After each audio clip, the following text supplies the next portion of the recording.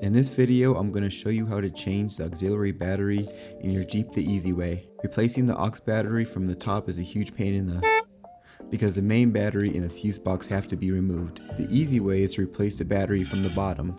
The auxiliary battery is located on the passenger side just behind the inner fender lining.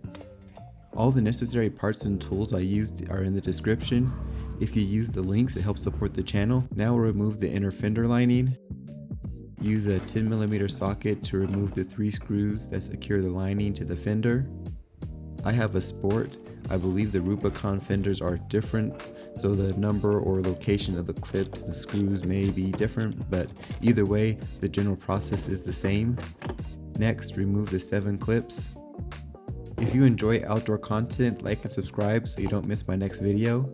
I always break the clips and today wasn't any different, but you can buy a bag of clips on Amazon for really cheap. There are a few clips along the outer edge of the fender.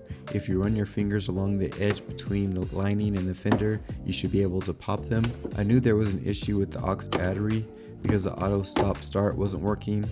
I was having electrical gremlins like the AC would come on full blast when I would start the Jeep, and the only way to turn it off was to completely restart the Jeep. Let me know in the comments, has your dead aux battery created any weird issues with your Jeep? Now remove the liner. And there is the auxiliary battery.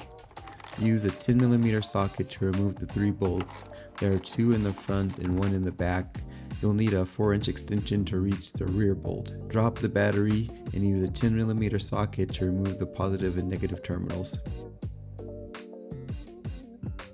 I tested the old battery and it was 12.6 volts, which I didn't think was low enough to keep the Jeep from starting, but apparently it is. The new battery is 12.9 volts. I plan on replacing the main battery next so I can have 2 fresh batteries.